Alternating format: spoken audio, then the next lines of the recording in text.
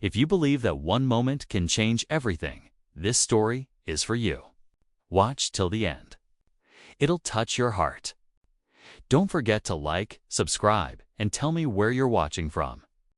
Every miracle begins with a simple act. This one started with a broken engine. Marcus Bennett wiped the sweat from his forehead and glanced at the clock on the garage wall. 6:30 in the evening.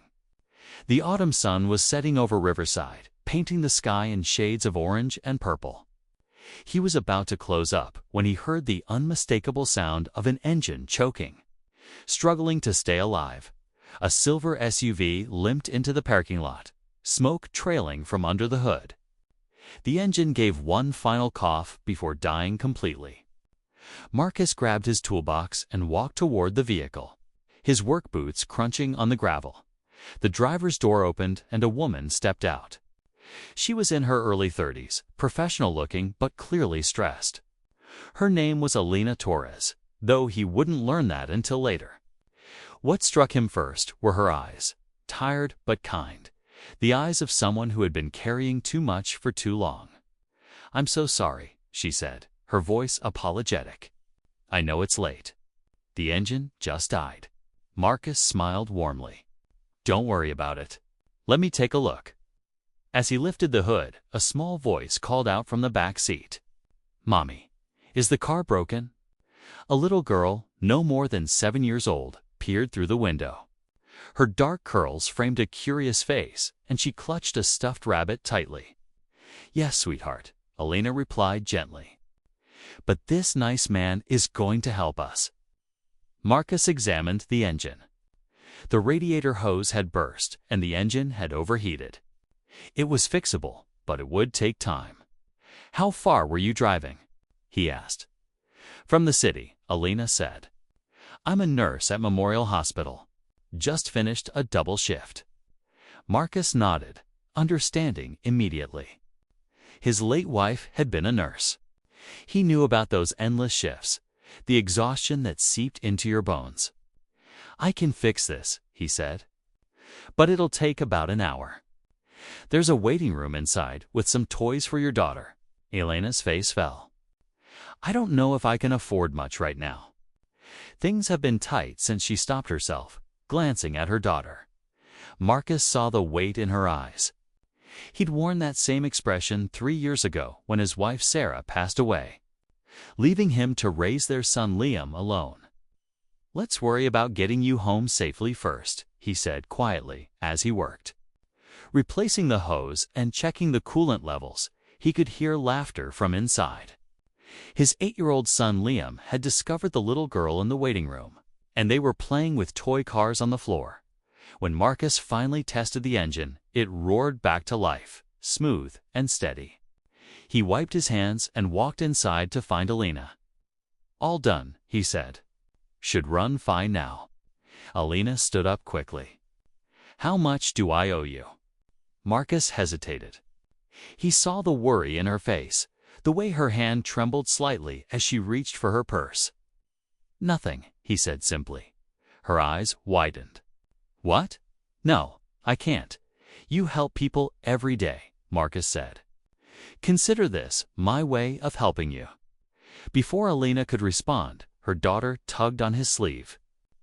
The little girl looked up at him with those big, innocent eyes and said something that made time stand still.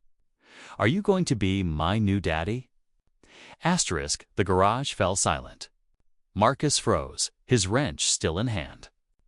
Elena's face turned bright red as she grabbed her daughter's hand. "Sophie." Elena gasped, mortified. "You can't just say things like that."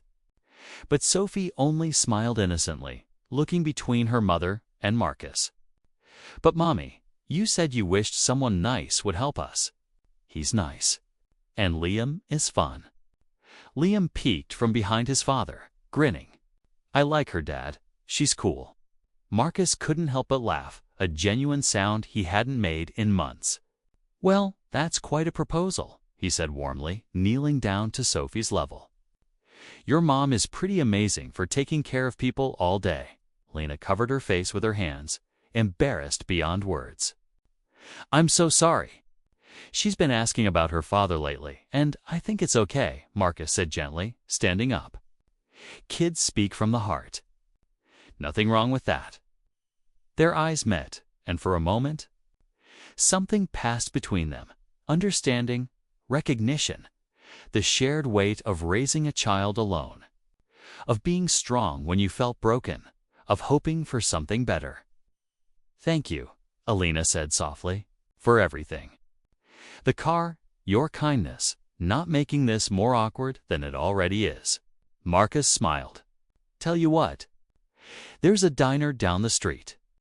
Best pancakes in town. Why don't you two join us for dinner? My treat? You've had a long day. Sophie jumped excitedly. Can we, Mommy? Please.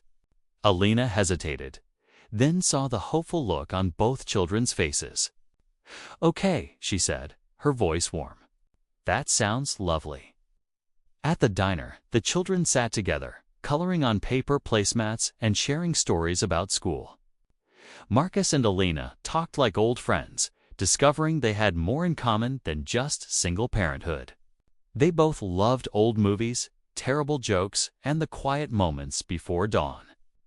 Sarah, my wife, she passed 3 years ago. Marcus shared quietly. Cancer.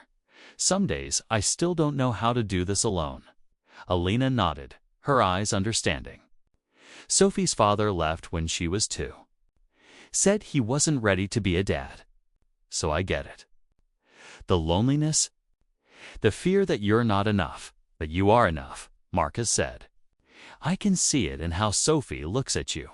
That's pure love. Tears welled in Elena's eyes. Thank you for saying that. As they left the diner, Sophie hugged Liam goodbye. Can we be friends? She asked. Best friends, Liam replied confidently. Elena turned to Marcus, her smile genuine and bright. Would it be crazy if I said I'd like to see you again? Maybe for coffee. Without the broken car this time? Marcus's heart raced. For 3 years, he'd convinced himself that chapter of his life was over. But standing here under the streetlights, watching their children laugh together, he felt something shift. I'd really like that, he said.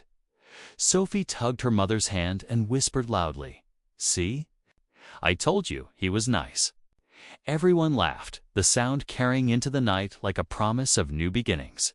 As Marcus drove home with Liam, his son said sleepily, Dad, I think Mom would have liked them.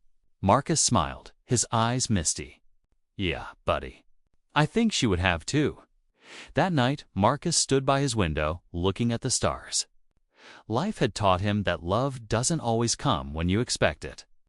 Sometimes it arrives in a broken-down car, a child's innocent words, and a smile that reminds you why hearts were made to heal.